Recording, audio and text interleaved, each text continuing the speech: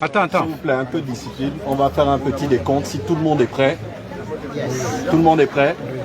5, 4, 3, 2, 1, top. 3 questions, pas plus. Je viens de voter. C'est un acte civique. De nombreux Gabonais sont morts pour cet acte, pour qu'ils soient libres. C'est pour moi l'occasion de leur rendre hommage.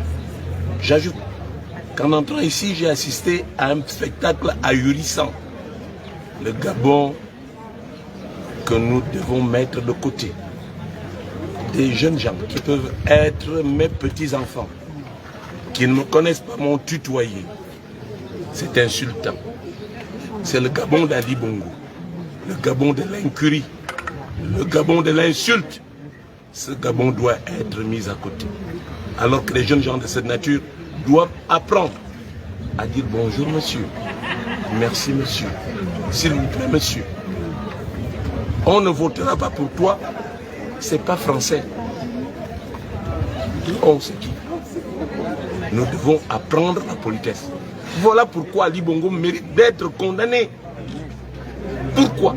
Parce que des générations entières ont perdu l'essence d'un pays, la politesse, l'éducation, le respect des aînés. C'est inadmissible. Voilà pourquoi il faut qu'Ali Bongo parte du pouvoir. C'est un grand élément d'appréciation. La deuxième chose que je dirais, et je l'ai dit hier, 60 ans de pouvoir, c'est trop. Je suis parfaitement informé des fraudes orchestrées par Ali Bongo et ses partisans.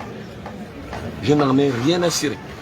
J'ai même des résultats qui s'apprêtent à déclarer où je ne suis gagnant que dans 2 provinces, le Wollentem et l'Angouni. J'attends. Je dis à Ali Bongo, il a encore le temps de négocier. Je prends 1 journée et demie pour que nous négocions. La seule négociation qui s'impose, c'est son départ. 60 ans de pouvoir, c'est trop. Je n'ai pas peur de lui. Maintenant, si les PDGistes pensent qu'ils ont la garde présidentielle avec eux, ils se trompent. S'ils pensent qu'ils ont l'armée avec eux, ils se trompent. Je ne céderai à aucune pression, d'où qu'elle vienne. C'est le moment pour Ali Bongo de partir.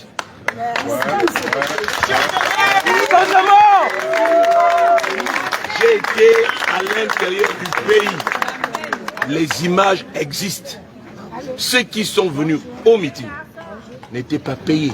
Ils n'ont pas été transportés.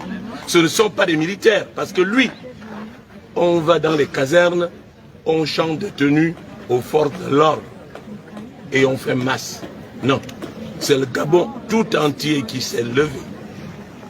J'en appelle à la communauté internationale et j'espère qu'on a bien écouté ce que j'ai dit. Aucune négociation ne sera possible. Je ne serai pas le premier ministre d'Ali Bongo.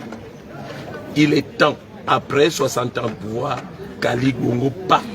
J'attends qu'il donne des instructions à ces jeunes gens qui magouillent dans l'ombre pour leur dire à la fin de la journée de demain, Albert Ondossa doit être déclaré vainqueur. Je dis que la porte est claire, la sortie est claire. On leur aménagera une porte de sortie. Aucune menace ne pèsera sur la famille Bongo, je m'en porte garde. En revanche, si on me provoque, on rencontrera ce qu'on doit chercher. Je vous remercie.